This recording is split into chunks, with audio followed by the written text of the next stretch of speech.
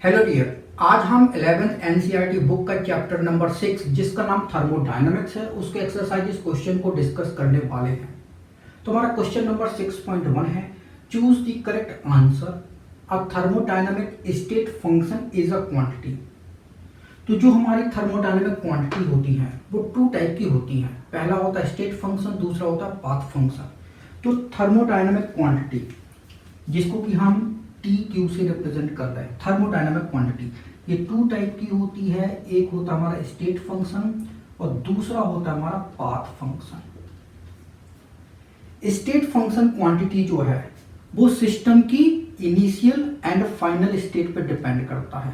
इसका मतलब है कि स्टेट फंक्शन क्वांटिटी जो है वो पाथ पे इंडिपेंडेंट होती है। इसका मतलब है कि हमारा ऑप्शन सेकेंड जो है वो करेक्ट हो जाएगा।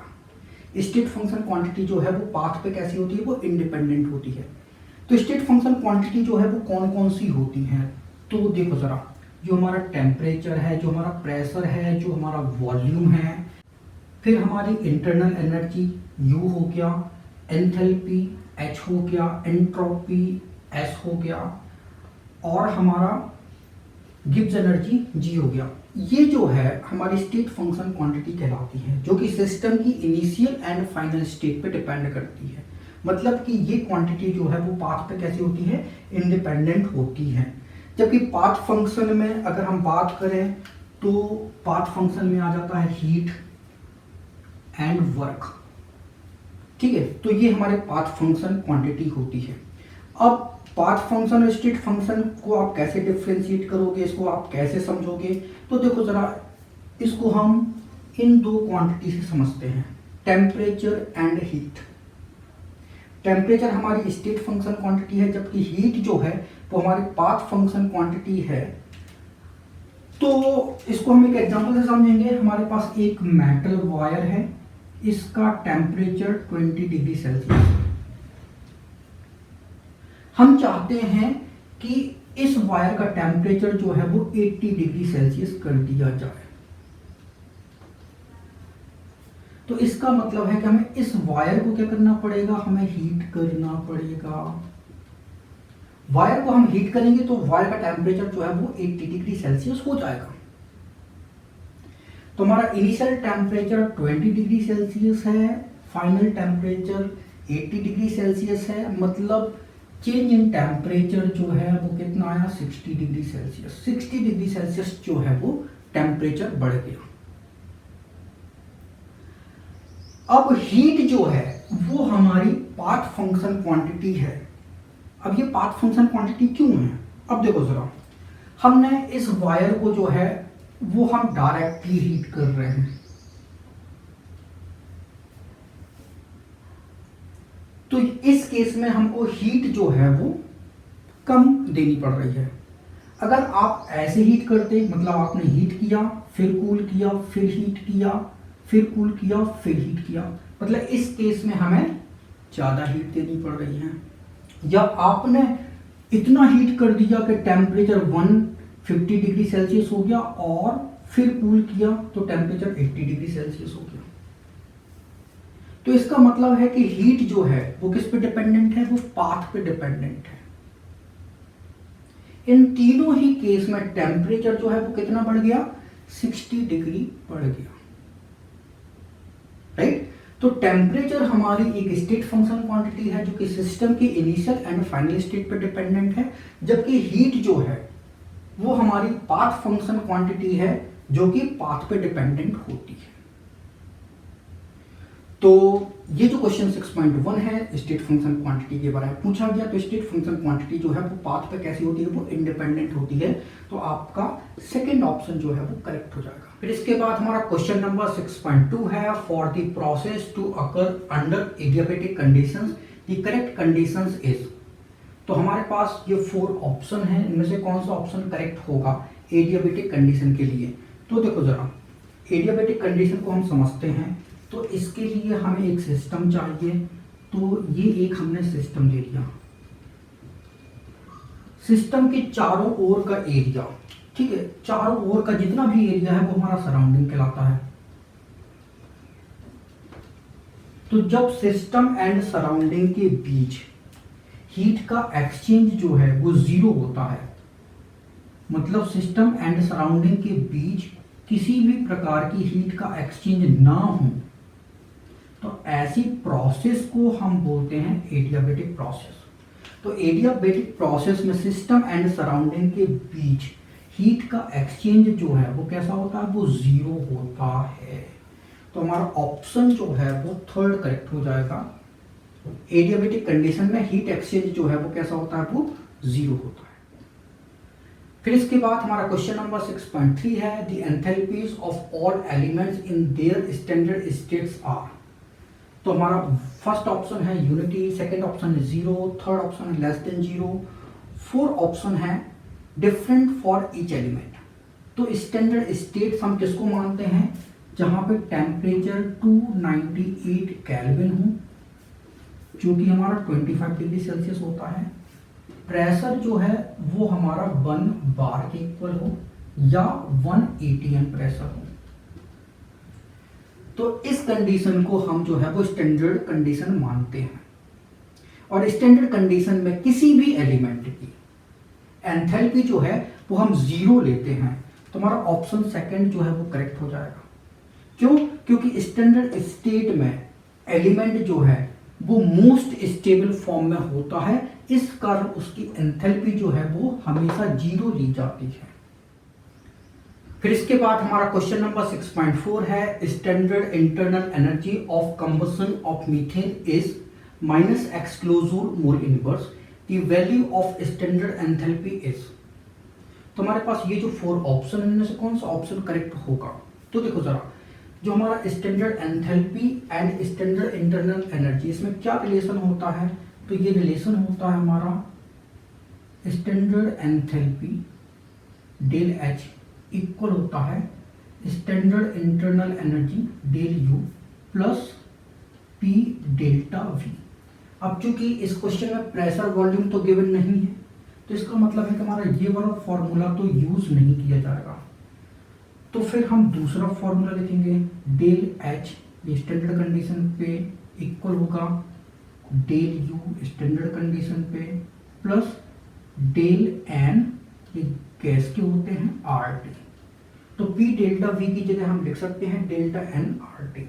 ये हमारा आइडियल गैस इक्वेशन कहलाता है, ठीक है। तो पी डेल वी इक्वल होता है डेल एन आर टी, ठीक है। तो ये हमारा आइडियल इक्वेशन कहलाता है। तो इसकी जगह हमने ये लिख लिया। अब मीथेन गैस को हमने कंबशन किया, ठीक है। तो मीथेन गैस का कंबशन हुआ, तो ये हमारा मीथेन गैस है, कंबशन ऑक्सीजन गैस की प्रेजेंट में होगा, तो ये बनेगा हमारा CO2 और बनेगा हमारा H2। मीथेन ये हमारी गैस है, ऑक्सीजन ये हमारी गैस है, CO2 ये गैस बना, लेकिन ये H2 जो है वो लिक्विड बना। इक्वेशन को जो है वो हम बैलेंस करेंगे, कार्बन 1 है, कार्बन 1 है, ऑक्सीजन यहाँ पे 3 नजर आ रही है, ठीक है। हाइड्रोजन कितना है, 4 है, तो यहाँ पे हाइड्रोजन को 4 कर लेते हैं, ऑक्सीजन 4 हो गए, तो यहाँ पे 2 कर। तो डेल्टा एन गैस के जो है वो इक्वल होते हैं जो mole of product minus mole of reactant, ठीक है। तो मोल ऑफ प्रोडक्ट के मोल कितने हैं, गैस के 1 मोल है, और यहाँ पे गैस के कितने मोल है, 2, और ये 13 मोल ये है। तो डेल्टा एन जी जो है वो कितना हो गया, वो -2 के इक्वल हो गया, ठीक है। तो हम ये फॉर्मूला फिर से लिख लेते हैं, del H equal to del U plus del N R T. अब डेल यू जो है वो कितना है, वो -x किलोजूल मोल इनवर्स है, plus delta N R T कितना है, तो डेल्टा एन जो है वो आया -2 आर टी। अब देखो ये नेगेटिव है, ये नेगेटिव है, तो दोनों ऐड हो जाएंगे, तो डेल्टा एच जो है वो क्या होगा, वो मोर नेगेटिव होगा डेल यू के, क्योंकि ये वाली वैल्यू जो है वो ऐड हो जाएगी इसमें, तो हमारा डेल्टा एच बनेगा स्टैंडर्ड कंडीशन पे। तो ये वैल्यू कैसी होगी, ये हमारी होगी यहाँ पे more negative than del U के। तो इसका मतलब है कि डेल्टा एच जो है वो लेसर हो जाएगा डेल्टा यू से। तो डेल्टा एच ये लेसर है डेल्टा यू से। तो ये हमारा हो जाएगा ऑप्शन थर्ड। तो ऑप्शन थर्ड जो है वो हमारा करेक्ट है। इसके बाद हमारा क्वेश्चन नंबर 6.5 है the enthalpy of combustion of methane graphite and dihydrogen at 298 kelvin are -890.3 kilojoule mole inverse -393.5 kilojoule mole inverse and -285.8 kilojoule mole inverse respectively. Enthalpy of formation of methane gas will be. तो हमें enthalpy of formation of methane gas कितना होगा ये बताना है। हमारे पास combustion of methane graphite and dihydrogen की एंथैल्पी जो है ये गिवन है। तो इन तीन एंथैल्पी से हमें मीथेन की फॉर्मेशन एंथैल्पी जो है वो बतानी है। तो कैसे बताएंगे? तो देखो जरा, जो हमारा मीथेन का कंबशन है तो ये हमारा मीथेन है, ये ऑक्सीजन गैस में इसका कंबशन होगा तो CO2 एंड H2O बनेगा। और यहाँ पे डेल H जो है उसकी वैल्यू जो है वो है -890.3 किलोजूल मोल इनवर्स। ठीक है, इक्वेशन को जो है वो हम बैलेंस करेंगे। कार्बन 1 है, हाइड्रोजन यहाँ पे 4 है, हाइड्रोजन को यहाँ पे 4 कर लेते हैं, ऑक्सीजन जो है यहाँ पे 2 हो जाएगा। तो ये इक्वेशन हमारी बैलेंस हो गई। फिर ग्रेफाइट जो है वो कार्बन का फॉर्म होता है। ठीक है, इसका हम कंबशन करेंगे तो कार्बन ऑक्सीजन में कंबशन होगा तो बनेगा CO2 और इसके लिए डेल्टा H की वैल्यू जो है वो है -393.5 किलोजूल मोल इनवर्स। फिर इसके बाद हमें डाइहाइड्रोजन का कंबशन करना है तो H2 + O2 से बनेगा हमारा H2। ठीक है, अब चूंकि हाइड्रोजन कैसा है 1 मोल है तो ऑक्सीजन हाफ कर लो यहाँ पे। तो डेल्टा H जो है वो होगा यहाँ पे कितना -285.8 किलोजूल मोल इनवर्स। ठीक है, तो पर मोल एनर्जी जो है वो रिलीज हो रही है। इसका यहाँ पे हमने हाफ O2 किया। अगर आप यहाँ पे 2H2 कर देते तो O2 हो जाता, 2H2 हो जाता, तो यहाँ पे 2 मोल हाइड्रोजन का कंबशन होता। लेकिन ये जो एंथैल्पी गिवन है ये पर मोल के लिए है, इसलिए यहाँ पे हमने हाफ O2 किया। ठीक है, तो हमारे ये 3 इक्वेशन है, इसकी हेल्प से हमें मीथेन की फॉर्मेशन एंथैल्पी जो है वो बतानी है। तो अब मीथेन का फॉर्मेशन जो है वो कैसे होगा? ठीक है, तो मीथेन जो है अपने एलिमेंट फॉर्म में बनेगा तो कार्बन एंड हाइड्रोजन से बनेगा हमारा मीथेन। और यहाँ पे हाइड्रोजन कितने चाहिए? हमको 2 मोल चाहिए। तो यहाँ पे डेल्टा H की वैल्यू जो है वो कितनी होगी हमको ये बताना है। तो इन 3 इक्वेशन की हेल्प से हमको ये मीथेन की फॉर्मेशन एंथैल्पी जो है वो बतानी है।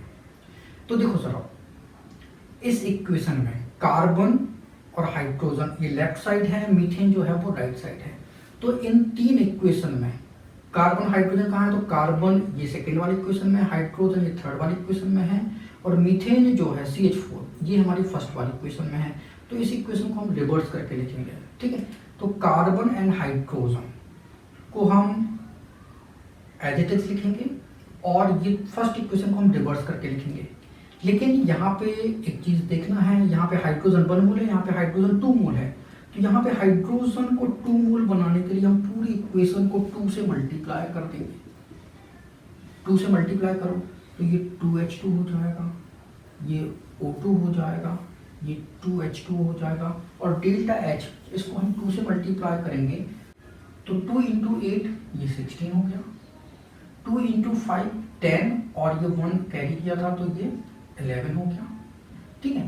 2 इंटू 8 16 और 1 17 हो गया। 2 इंटू 2 4 और 1 कैरी किया था तो ये 5, तो 571.6 ये हो गया,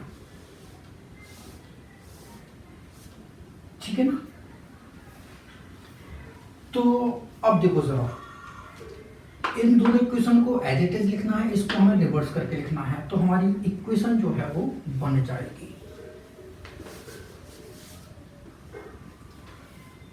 हमको C प्लस O2 से CO2 और डेल्टा H जो है -393.5 किलो जूल मोल इनवर्स, फिर ये 2H2 प्लस O2 से 2H2, डेल्टा H जो है वो -571.6 किलो जूल, ठीक है।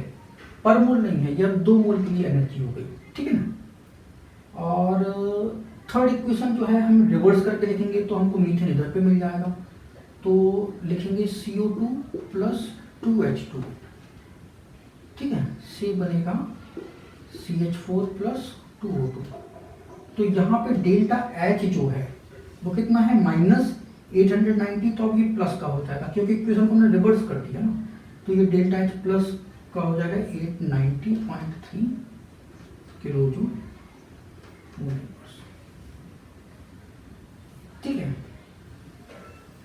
अब इनसे, इन तीनों इक्वेशन से हमको ये वाली इक्वेशन जो है वो मिल जाएगी। कैसे मिल जाएगी, तो देखो जरा, हमको कार्बन चाहिए, हमको हाइड्रोजन चाहिए और हमको मीथेन चाहिए, ठीक है। अब यहाँ पे लेफ्ट साइड 2O2 है और यहाँ पे राइट साइड 2O2 है, तो मतलब ये कैंसिल हो जाएंगे, ये CO2 से ये CO2 कैंसिल, 2H2O से 2H2O कैंसिल, मतलब हमारा क्या बचेगा C प्लस 2H2 से हमारा बना CH4, ये CH4, तो हमको वो इक्वेशन मिल गई। अब बस हीट चेंज जो है वो हम यहाँ से निकाल लेंगे, ठीक है। तो ये दोनों जो है ऐड हो जाएगा, इसको माइनस कर देंगे, ठीक है ना। तो ये कितना बनेगा, ये 6 और 5 कितना हो गया 11, 3 4 और एक कैरी किया तो ये 5 हो गया, 9 और 7 कितना हो गया, ये 16 हो गया, 5 और 3 8 और ये 9, ठीक है। ये माइनस का है 965.1 और ये कितना है, ये प्लस का है, तो ये कितना बचेगा, ये -965.1 और ये प्लस का 890.3, तो 3 और 1 कितना हो जाएगा, ये हो जाएगा अपना, हो जाएगा ये 8, ठीक है। और तो ये बना जाएगा और ये 5 से हो जाएगा 4, ठीक है। और ये 9 और ये 16 तो कितना हो जाएगा, 7,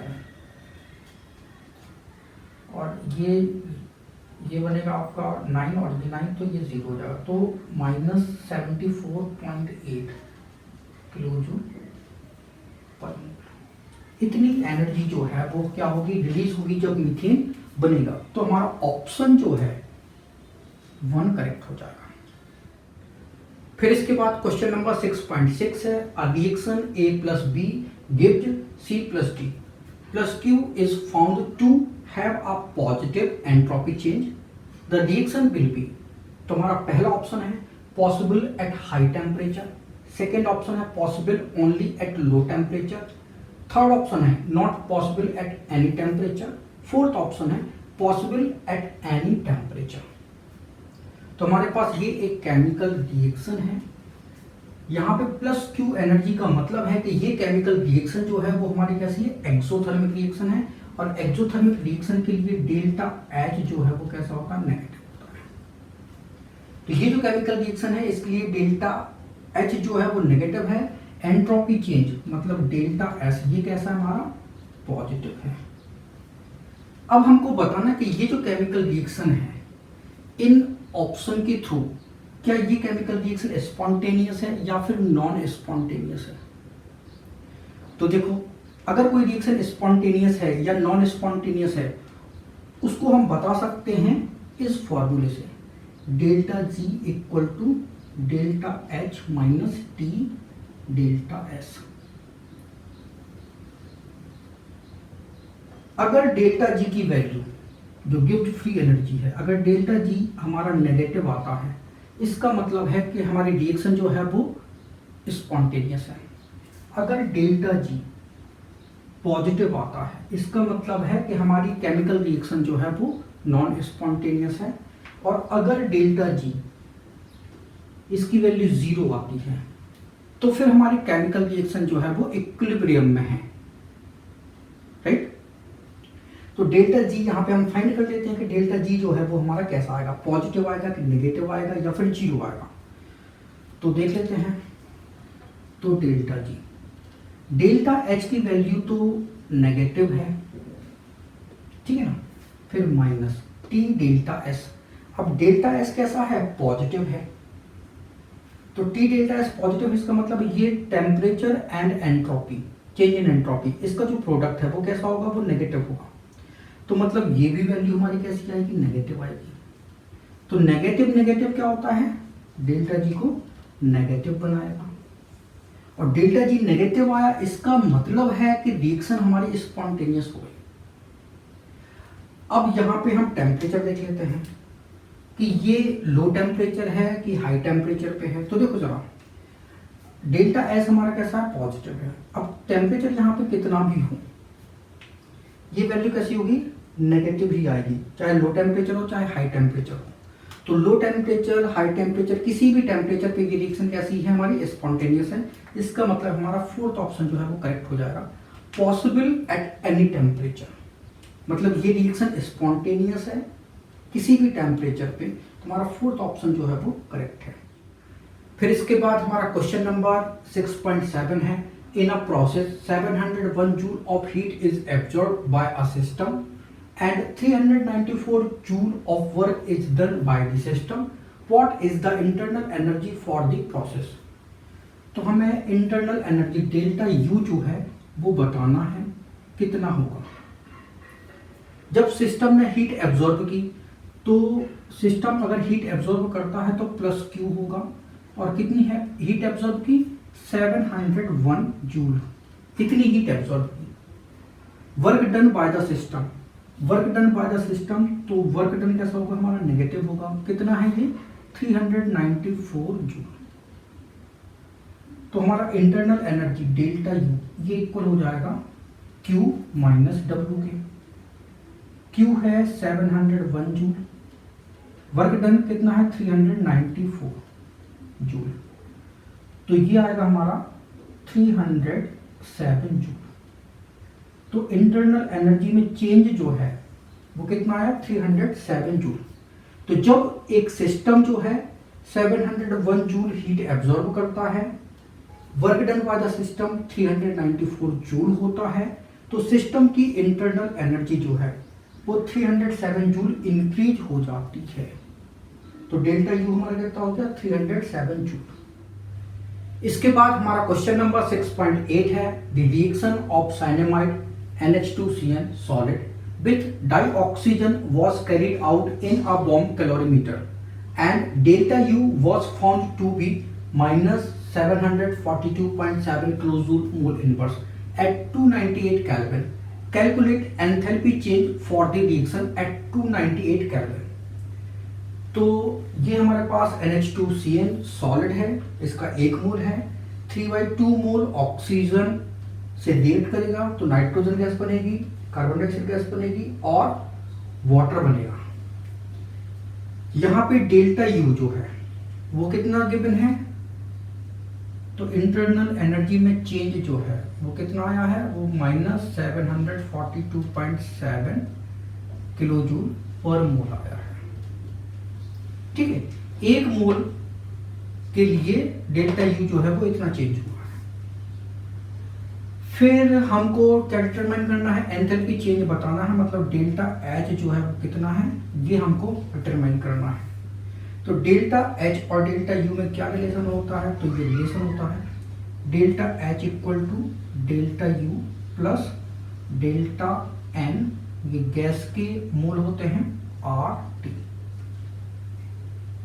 डेल्टा एच हमें डिटरमाइन करना है, डेल्टा यू की वैल्यू हमको पता है, डेल्टा एन जो है वो गैस के लिए कितना होगा, तो देखो जरा, ये रिएक्टेंट के मोल है और ये प्रोडक्ट के मोल है, तो डेल्टा एन ये गैस के लिए mole of product minus mole of reactant के इक्वल होगा। तो प्रोडक्ट के कितने मोल हैं, ये एक मोल नाइट्रोजन है, एक मोल कार्बन डाइऑक्साइड है, तो टोटल 2 मोल हो गए। ठीक है, ये हमारा लिक्विड है। ठीक है, हमको गैस के मोल लेना है, ये हमारा गैस है, ये 3/2 का मतलब 1.5 हो गया, तो 1.5 मोल रिएक्टेंट के हैं, तो डेल्टा एन कितना हो गया 0.5 मोल। ठीक है ना, तो डेल्टा एन हमको पता चल गया। आर की वैल्यू कितनी होती है, तो आर की वैल्यू आपको बता दें, ये होती है 8.314 joule kelvin inverse mole inverse, और टेम्परेचर जो है वो 298 केल्विन गिवन है। बस वैल्यू पुट कर देंगे, तो ये हमारे पास फॉर्मूला है, इस फॉर्मूले में आपको वैल्यू पुट कर देनी है, तो डेल्टा एच जो है वो आ जाएगा।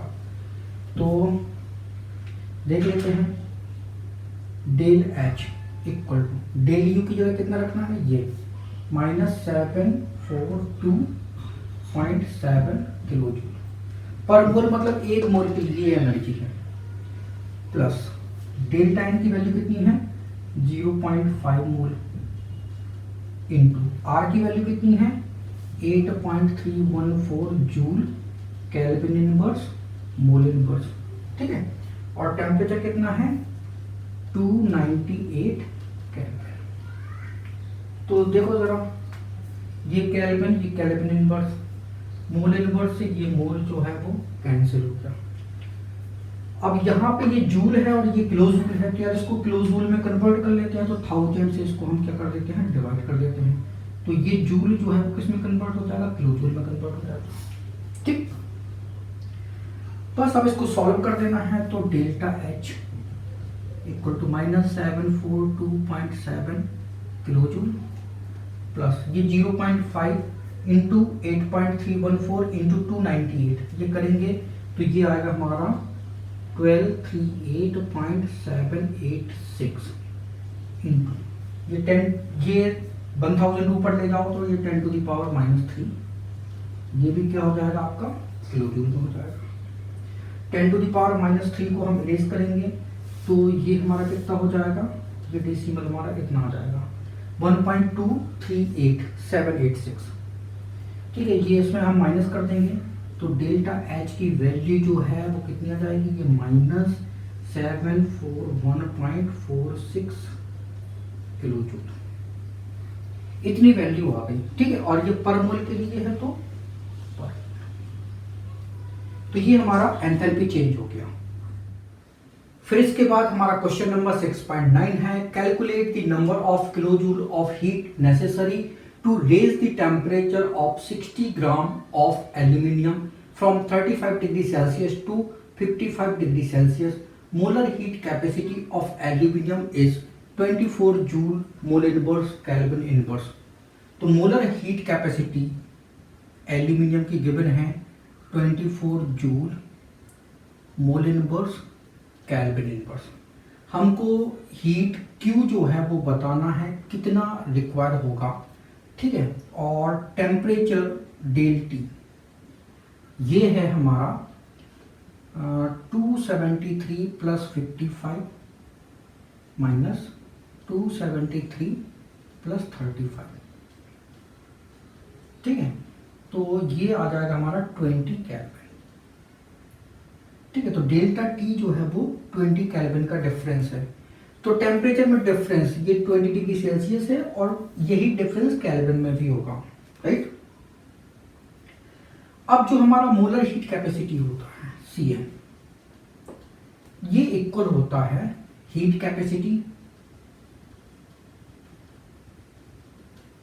जिसको हम C से रिप्रेजेंट करते हैं, upon number of mole N। अब हीट कैपेसिटी ये C जो है वो आप जानते हो इक्वल होता है heat upon change in temperature. तो हीट कैपेसिटी की जगह हम heat upon change in temperature रखेंगे तो Cm इक्वल हो जाएगा Q upon del T into ये N, ये नंबर ऑफ मोल है। ठीक है, तो हमको Q चाहिए, ये हीट चाहिए Q, तो ये हो जाएगा molar heat capacity into change in temperature into number of mole. Number of mole N जो है वो क्या होता है, वेट अपॉन मोलर वेट के। वेट 60 ग्राम दिया है एल्यूमिनियम का और मोलर वेट 27 होता है, राइट। तो ये हो गया हमारा मोल हो गया। ठीक, बस वैल्यू पुट कर देते हैं, ये हमारा फॉर्मूला बना है। तो बस Q equal to Cm into delta T into N. तो हमें हीट चाहिए, मोलर हीट कैपेसिटी कितनी है, ये है 24 joule mole inverse kelvin inverse. Delta T कितना है 20 केल्विन और मोल कितने हैं, ये 60 बाय 27 मोल है। अब देखो जरा, ये केल्विन इनवर्स से ये केल्विन कैंसिल, मोल इनवर्स से ये मोल कैंसिल हो गया, राइट।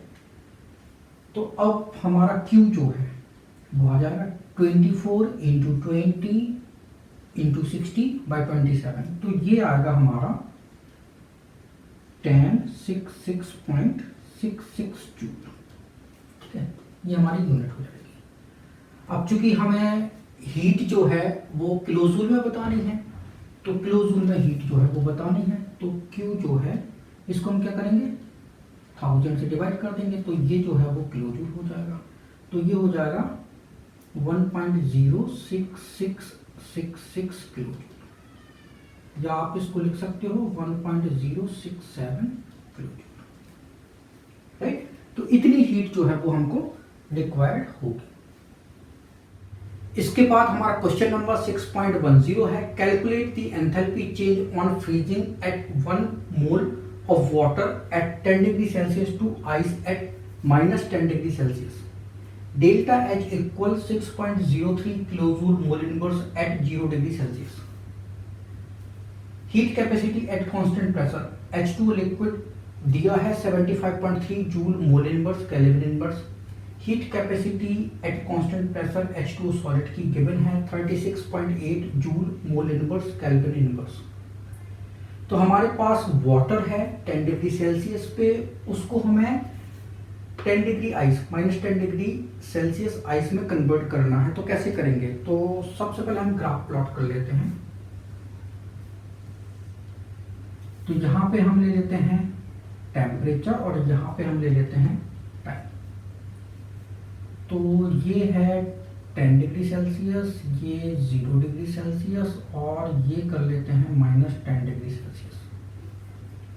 ठीक है, तो वाटर 10 डिग्री सेल्सियस पे था, इसको हमने कूल किया, तो ये 0 डिग्री सेल्सियस वाटर बना।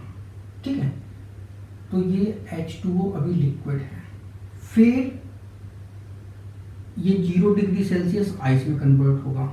ठीक है, ये H2O सॉलिड हो गया और इसके बाद जो है ये यहाँ पे ये -10 डिग्री सेल्सियस मतलब H2O हमारा सॉलिड हो गया। यहाँ पे H2O कैसा है, ये लिक्विड है और यहाँ पे लिक्विड सॉलिड कैसे हैं, इक्विलिब्रियम में है। ठीक है, इस पॉइंट से इस पॉइंट के बीच। ठीक, अब देखो जरा, जब आप यहां से यहां पे आए तो हीट रिलीज हुई और वो हीट हमने कहा कि ये हमारा डेल्टा H1 है। यहां से यहां जाओगे तो भी हीट रिलीज होगी, ये हीट डेल्टा H2 है। यहां से यहां आओगे तो भी हीट रिलीज होगी, तो ये हीट हमारी डेल्टा H3 है।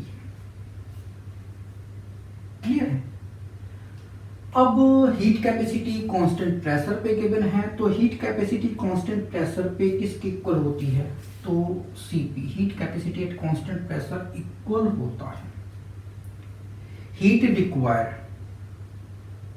to change in temperature of a system per unit at constant pressure। तो ये हमारा टेम्परेचर हो गया, तो ये डेल क्यू और ये डेल टी और ये कांस्टेंट प्रेशर हो गया। अब चूंकि del Q P constant pressure पे चेंज ऑफ हीट ये इक्वल होती है डेल्टा एच के, एंथैल्पी इक्वल होती है, तो हमारा फॉर्मूला हो जाएगा C P equal to delta H upon del T. Clear है? तो डेल्टा एच ये इक्वल हो जाएगा किसके, C P into delta T के। तो बस यहाँ पे डेल एच वन ये इक्वल होगा C P into delta T के, और यहाँ पे डेल एच थ्री ये इक्वल होगा C P into del T के। ठीक है,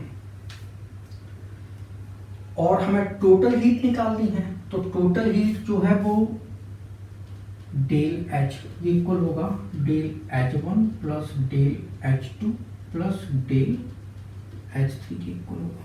इनको हम ऐड कर देंगे। ठीक है, तो सबसे पहले हम डेल एच वन जो है वो निकालते हैं, तो निकाल लेते हैं।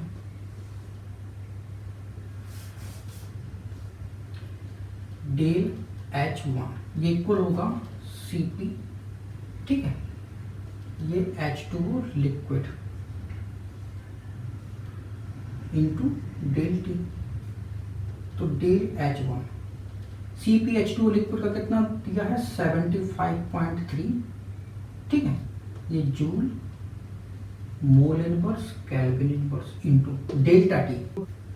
अब डेल टी क्या होता है, फाइनल माइनस इनिशियल, तो फाइनल टेम्परेचर 0 है, इनिशियल टेम्परेचर जो है वो 10 डिग्री सेल्सियस है, तो ये होगा 0 माइनस 10। ठीक है, तो डेल एच वन जो है वो हमारा आ जाएगा, ये मल्टीप्लाई करोगे तो ये आएगा 753 joule mole inverse kelvin inverse, और ये नेगेटिव साइन के साथ आएगा क्योंकि ये नेगेटिव साइन है। ठीक, तो डेल एच वन तो हमारा आ गया। फिर ये हमारा डेल एच टू, मतलब जब हमारा H2 लिक्विड से H2 सॉलिड बनेगा, तो H2 लिक्विड से H2 सॉलिड बना, तो डेल H2 हमारा इतना है 6.03 kilo joule mole inverse kelvin inverse. ठीक ना, अब ये जूल में है, ये किलो जूल में है, तो इसको हम क्या कर देते हैं, किलो जूल में कन्वर्ट कर देते हैं, तो ये डेसिमल में आ जाएगा और ये किलो जूल में आ जाएगा, ऐसा करना। ठीक, अब डेल एच थ्री निकालना है, यहां से हम यहां गए तो हीट रिलीज होगी, तो डेल एच थ्री निकाल लेते हैं। ये कितना हो गया, C P H two solid into del T. ठीक ना, तो डेल एच थ्री देखो ऐसा आ जाएगा, C P H two solid कितना है 36.8 joule kelvin inverse mole inverse, है ना, और डेल्टा टी कितना है, ये 0 से -10 गया, तो ये हमारा इनिशियल है और ये हमारा फाइनल है, तो -10 -0। ठीक है, तो फाइनल माइनस इनिशियल, तो ये डेल एच थ्री ये 10 से मल्टीप्लाई कर दो इसको, तो ये हो जाएगा -368 joule kelvin inverse mole inverse. अब चूंकि हमको इसको किलोजूल में कन्वर्ट करना है, किलोजूल लाना है, तो ये 0.368 हो जाएगा। बस अब तीनों हीट को हमें जोड़ देना है, तो टोटल हीट जो है वो आ जाएगी, टोटल एंथैल्पी आ जाएगी, सॉरी। ठीक है, तो डेल्टा एच, ये delta H one plus delta H two plus delta H three, तो टोटल एंथैल्पी जो है वो हमारी आ जाएगी। डेल एच वन कितना है, ये है 0.753, डेल एच टू कितना है 6.03, डेल एच थ्री कितना है, तो ये हमारा 368, ठीक है। और सब की यूनिट क्या है, kilo joule mole inverse kelvin inverse, ठीक है, ये सब की यूनिट है। इसको हम क्या कर देंगे, ऐड कर देंगे, तो डेल्टा एच जो है वो हमारा जाएगा 7.151 kilo joule mole inverse kelvin inverse. तो बस ऐसे हमारा एंथैल्पी आ जाता है। तो ये हमारे एक्सरसाइज क्वेश्चन 1 to 10 हो गए। Thank you so much for watching this video. अगर वीडियो अच्छा लगा तो प्लीज इसको लाइक करें, इसको शेयर करें। अगर आपने हमारे चैनल को अभी तक सब्सक्राइब नहीं किया तो प्लीज इसको सब्सक्राइब करें। Thank you once again for watching this video.